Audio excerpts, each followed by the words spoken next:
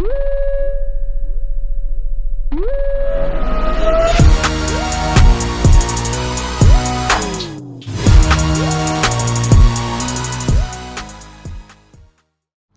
going on, guys? Welcome back to the channel. Today we are filming on the iPhone, and we're also filming on a new channel. If I sound a little bit stuffed up, it's because I'm a little bit sick, but nonetheless, we're still gonna film a video for you guys. So I thought I'd give you guys a little bit of a review on my boosted GT350. For those of you that don't know, I actually have the ESS G3 kit on the car. When I first purchased the GT350, you guys know we actually bought the car out of state in Minnesota, and we drove it all the way back to California.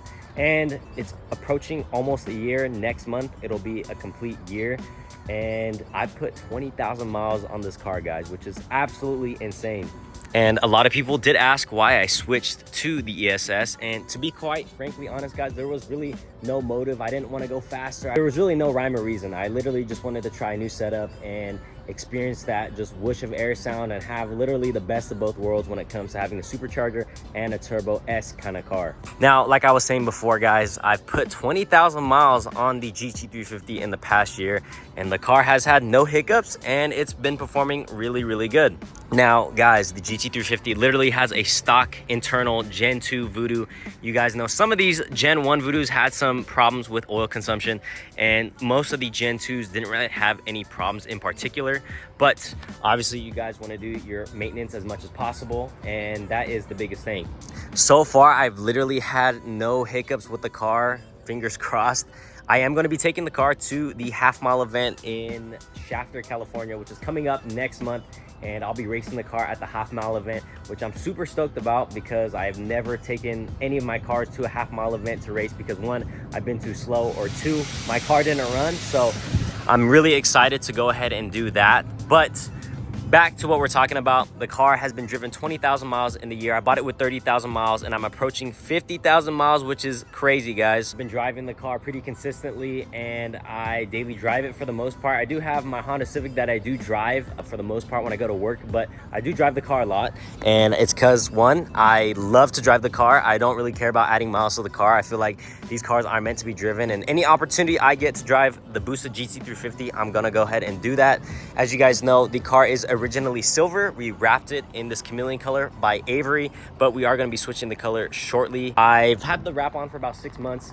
As you guys know, I started my business called Showroom Tints, and we started doing wraps and tints full time. And I want to give a big shout out to all the customers that have been keeping us busy, because without you guys, this thing wouldn't exist. And I'm really stoked to even have this car, guys, because not too long ago, I wanted to get this car and I never had the chance to because my first Cobra kept messing up, and I'd spent all my money and I never had the chance to get a GT350, and having one that's boosted has always been a big dream of mine. Now, as you guys may or may not know, I actually did purchase a Terminator Cobra that was Whipple supercharged, and we are actually on project going back to stock with that car because the car is actually state refed, and what I ended up doing is I parted out a lot of the parts, but I ended up getting some stock parts in return. So we're gonna get that state ref all cleared in California. More than likely, I am gonna flip the car. I got the car for such an amazing price that I feel like I'd be stupid not to sell it, and I want to reinvest into my business. So we are going to be selling that, but the Cobra is getting some work done. We are going to be fully wrapping it. We've got brand new wheels and tires. Whistler wheels look amazing. And once it's all said and done, hopefully within the next month, we'll get it driving and it's gonna look sick, guys. And we're gonna clear the state ref. I'm gonna take you guys along for that process as well, because I pretty much did that like 4 years ago with my first Terminator Cobra. I ended up getting state refed. And if you guys don't know, that just means you have to make sure your car is essentially all stock in the state of California to fully register. Now, not a big deal because I have the GT350. That's my main car. And I, like I said, daily drive this one. And after 20,000 miles, guys, I really have zero complaints with the car. I feel like the car performs really, really good. I've had no issues. I think even having the ESS on the car actually helps a lot because, as you guys know, the Whipples and all the other positive displacement blowers do put a lot of strain on the engine because, well, it's torquey. It creates instant power all the time. And the ESS centrifugal blower has more of a gradual torque curve because it's pretty much a belt-driven turbo. So you do get kind of instant power, but the impeller obviously spins faster the faster it goes. Same goes with a normal supercharger, but the power curve on this one is very gradual and it makes great power on the street, guys. And I've honestly enjoyed this car out of all the cars that I've owned. I know a lot of people are like, what do you mean? Like, what do you think about the Terminator? What about the 1314 Shelby? And I'm gonna be honest, guys, having the GT350 has been the best car I've owned. As crazy as that sounds, it's driven the best. It's literally the best of both worlds. I feel like if all the cars I've owned had a kid, it would be this car right here. I just have all the power that I want all the time. It's comfortable, it's luxurious for a Mustang, I'd say, because it is a S550. The stance is amazing, the handling is great. It's a very well-balanced car. I will say that it's pretty much a budget GT500 besides it being a manual transmission. I think that it's really cool that I still get to have some fun with it being a manual, but the GT500 is an amazing car. I do want to drop my buddy Martin's GT500. We'll be doing a review here shortly on the channel, but the car has Cook's long tube headers with the stock catback, and it actually has a really good tone. I have some stock resonators that I'm actually going to be putting on the car because this has some MagnaFlow resonators in the middle section, but I actually think they're not even resonators. I think they're actually mufflers that they welded in, and so I pretty much have 4 mufflers total. So I need to put the stock ones in because my buddy Art has some on his car, and his car sounds phenomenal. And like I said, I really can't complain. Damn, the cop going crazy over there. I really can't complain about this car, guys. It's been driving great. I've been doing all my oil changes with AMSOIL, and AMSOIL is a great product. I've had no issues with it. It's fast shipping. It's actually a little bit cheaper than the Ford OEM one, which is kind of insane. But you get a whole kit. This car takes about 10 quarts of oil. And as of right now, the car makes 795 wheel horsepower. I'm on a 120 millimeter pulley, which equates to about 8 to 10 pounds of boost.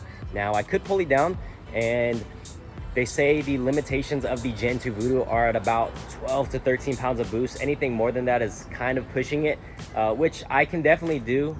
I think if I get the itch to go a little bit faster, I'll definitely pulley down.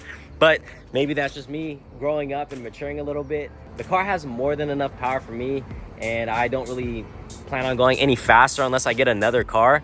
And I think in the future, I'll probably do a Terminator drag build. But for right now, this is like the perfect street car, and it makes consistent power. I've had no problems. I literally road trip the car every few weeks, and it drives perfect, guys. So there have been some GT350s that make closer to 900 wheel horsepower, and for the most part, they don't really have that many problems. I definitely feel like at the 900 wheel horsepower mark, I'll probably end up needing a clutch. And the stock clutch is a twin disc clutch, so it actually holds a lot of power really good. But I can kind of tell that my clutch is slightly wearing out, and that's just because when I push the clutch in, I feel like I can kind of tell it's getting a little more spongy. It's getting not as like that push when you push it in and it gets really soft. I feel like it's just kind of all one motion, so I feel like it's potentially on its way out. And I just know that if I do add more power, it's going to be straining the clutch. I think that's the weak link at the moment, but everything else is pretty good. Traction's somewhat of an issue. I have the Nitto R2s, but I think I need to air them down to really test them out. But making 800 wheel horsepower on the street is great. Usually I never pass 8,000 RPM, guys. I'll usually shift at like 7,800 or maybe 8,000, but you guys know the stock limiter on these cars is 8,250. But you guys know we are pushing some boost through it, and it's a higher compression engine, so I just do have to be careful. But we are on 85. But if I do pulley down, I'll be closer to 850 wheel to 900 wheel, and I might do it, like I said, once I get another car maybe. But as of now, I'm just gonna leave it at that point. It's such an amazing car, guys. But yeah, guys, that's gonna wrap up my 20,000 mile review on the GT350. If you guys are new to the channel, please make sure you guys hit that subscribe button. I'm gonna be posting a lot more GT350 content here on the channel. Let me know what you guys want to see. If you guys know me, I'm Alex SVT, but I want to start fresh. I know that I built up my channel up off of a Terminator Cobra, and I just want to start fresh now, guys. So let me know what you guys want to see on the channel, and I will film it for you guys. I want to be able to show you guys my lifestyle a little bit more, and just after a few years of growing up, I feel like I've matured a lot more, and I just enjoy having a nice street car. I don't want to be the fastest on the road. I literally just want to enjoy the car. But maybe in the future, we'll start tuning it up as soon as I get another car.